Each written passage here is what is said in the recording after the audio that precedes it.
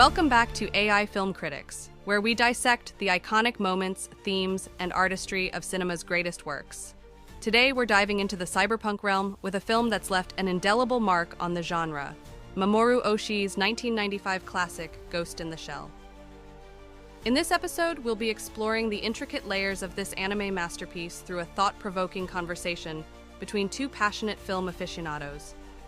They'll delve into the film's deep philosophical questions, its groundbreaking animation, and the lasting impact it has had on both Eastern and Western cinema. So, grab your favorite drink, settle in, and join us as we unravel the mysteries and marvels of Ghost in the Shell. Let's get started.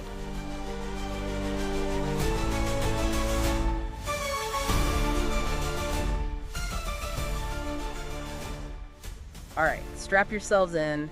We're going deep with Ghost in the Shell, the one from 1995, the original anime.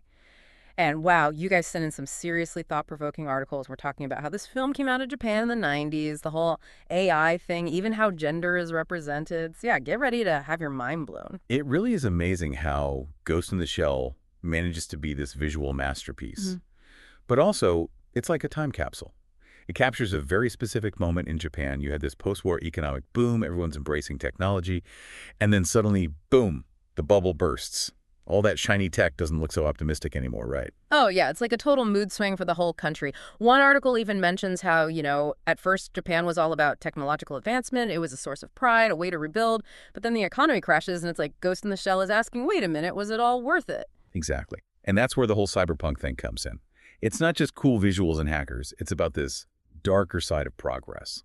That feeling that technology is moving faster than we can understand it, like we can't keep up with the consequences.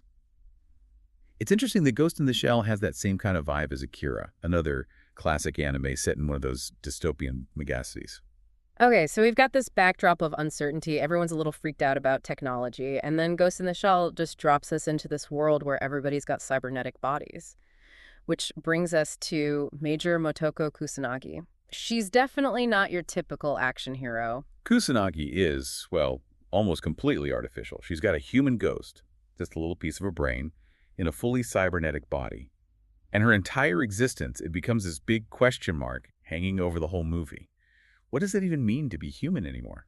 And for her, it's not just some theoretical question. I mean, she's feeling the struggle. Every time I hear her say, maybe I died a long time ago, maybe there never was a real me in the first place, it just gives me chills. That's deep stuff, man. Totally.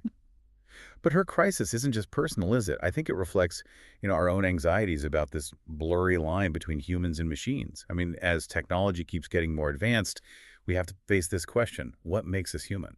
So true. And speaking of blurry lines, we can't avoid the elephant in the room, the nudity in the film, especially with Kusanagi and her skin suit during those fight scenes. We have to consider what the director intended. Mamoru Oshii actually described it as being post-sexual. Kusanagi's body isn't meant to be viewed in the traditional way. It's like this post-human form. It goes beyond our usual ideas about the human body.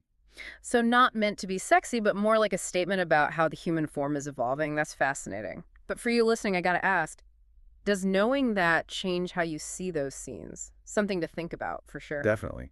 It's a great question, and it shows just how many layers this film has. Because even if that was Oshii's intention, we still can't ignore that it's a female body being displayed.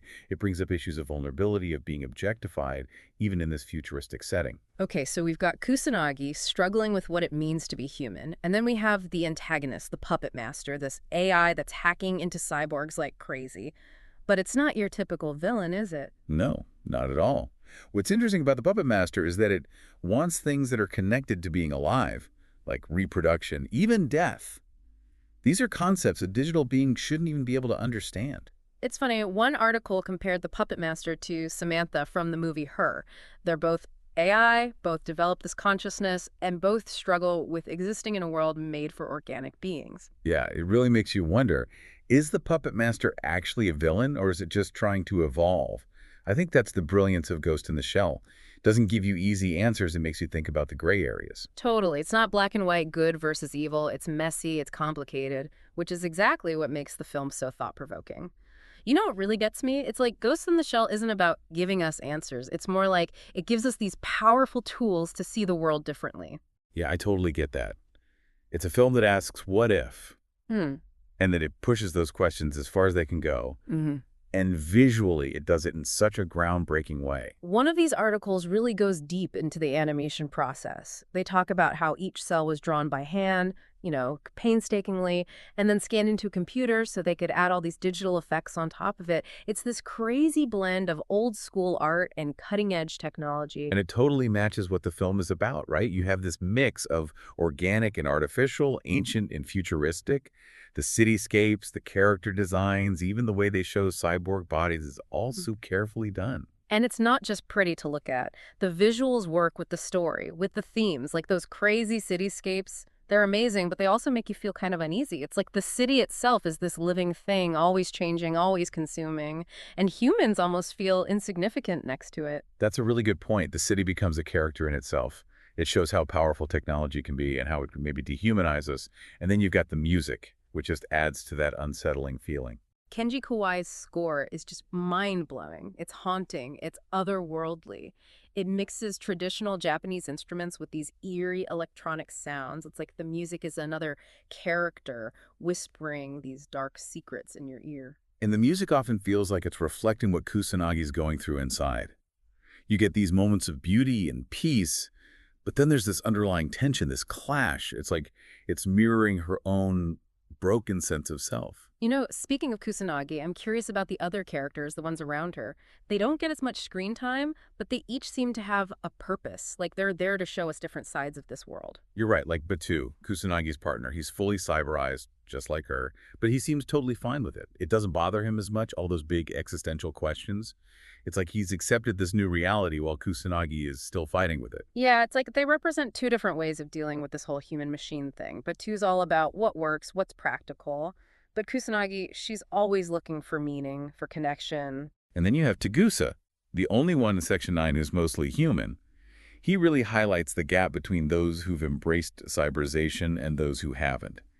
He's like a leftover from the past, holding on to his humanity in a world that's leaving him behind. One of the articles even mentioned that being an outsider actually gives Tagusa an advantage. He sees things the others don't because he's not so dependent on technology. It's like he reminds us that human intuition still matters, that we can still think outside the digital box. It's interesting, isn't it? It's like the film is saying that even in this super advanced future, there's still a place for the human element. We can't just throw away our emotions, our instincts, our empathy. Those are the things that make us who we are. And it seems like those are the qualities that draw the puppet master to Kusanagi. It's not just about her cyborg skills, it's her ghost, her humanity. That's what makes their merging so weird and complex. Yeah, it's like the puppet master wants something it can't get on its own. It wants to know what it feels like to be human, to have emotions, to experience the world through a body. And you could say it achieves that by merging with Kusanagi. But what does she lose in the process? One article called it a digital rebirth for Kusanagi, but another one saw it as her losing herself, her individuality. It's a moment that's open to different interpretations, and that's part of what makes the ending so powerful. I agree. It's not a simple ending. It doesn't tie everything up neatly. It leaves you with more questions than answers. And those questions stay with you. Like, what does it mean to go beyond our physical bodies? Is there a point where technology and humanity become the same thing? And if that happens, what will it mean for us as a species? And speaking of the future, we have to address the elephant in the room. The live-action remake from 2017.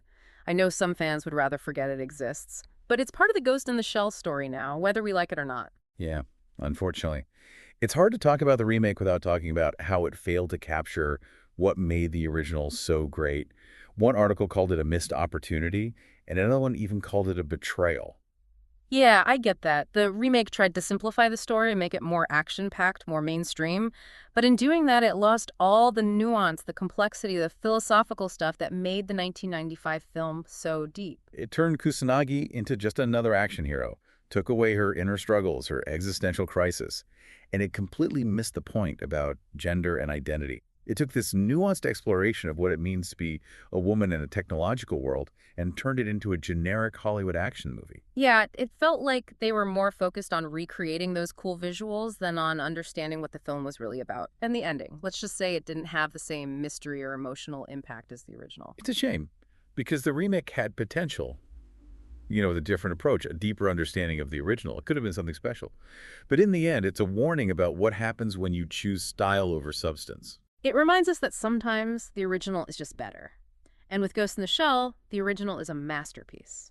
It's a film that has aged incredibly well, and it still challenges us, inspires us, and makes us think. It's a film that feels more relevant now than ever, even though it was made decades ago, especially in a world where technology is changing everything so fast. It's a film that makes us face these big questions about how we relate to technology, about what consciousness is, about what it means to be human in this increasingly digital age. It's like Ghost in the Shell is a roadmap for this unknown territory of the future. It's not trying to predict what will happen. It's more like a warning, a challenge, an invitation to deal with this world where technology and humanity are getting more and more intertwined. And maybe the most important message of Ghost in the Shell is that the future isn't something that just happens to us.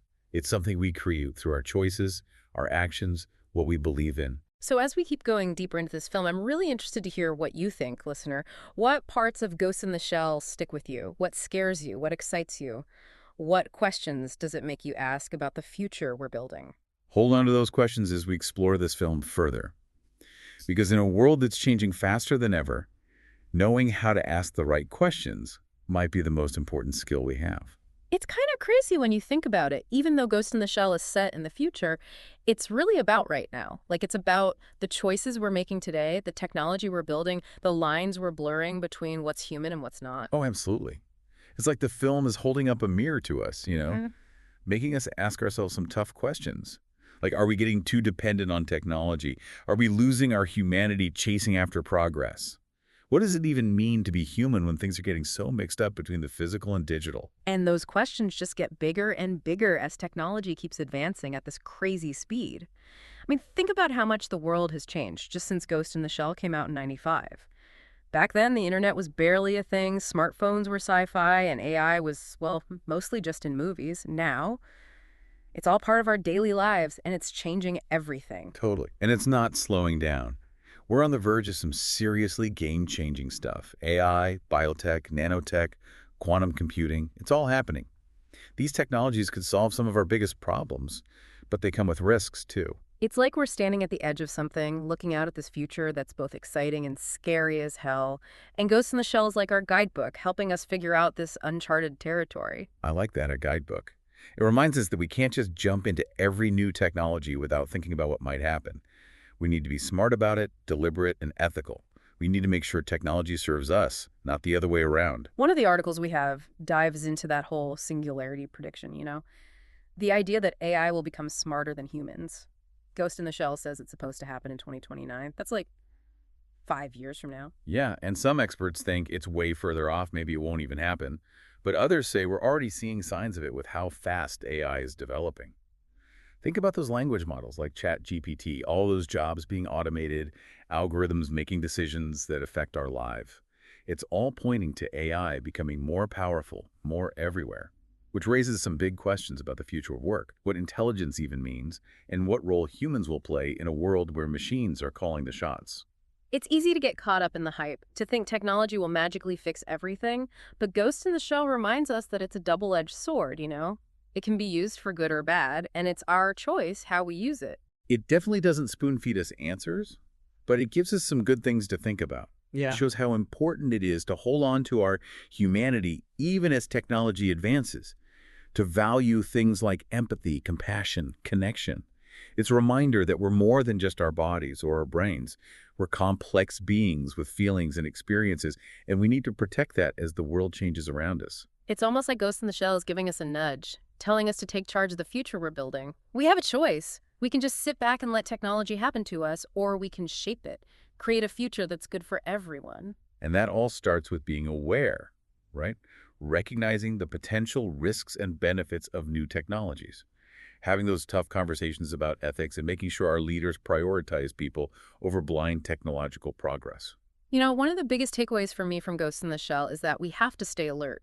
We have to see how technology can be used to manipulate us, control us, dehumanize us. We need to be critical thinkers, question what we're told, and demand transparency from those in power. Absolutely. Yeah. And never forget that technology isn't fate. We're not slaves to the machines we create. We have the power to shape the future, to use technology to make our lives better and help humanity thrive. But that means we got to be involved, informed, and part of the conversation. So, as we wrap up this deep dive into Ghost in the Shell, I want to leave you with a question. What kind of future do you want? What role will technology play in it? What can you do right now to make sure it's used for good? That's a great question to think about, to talk about, and to act on. Because the future isn't something that just happens. We build it together through the choices we make, the things we do, and what we believe in. Well said. And on that note, we'll bring this deep dive to a close. Thanks for joining us on this exploration of Ghost in the Shell. We hope it gave you some new ideas, challenged what you thought you knew, and inspired you to think about how technology shapes our lives. Until next time, keep exploring, keep questioning, keep learning, and keep shaping the future you want to see.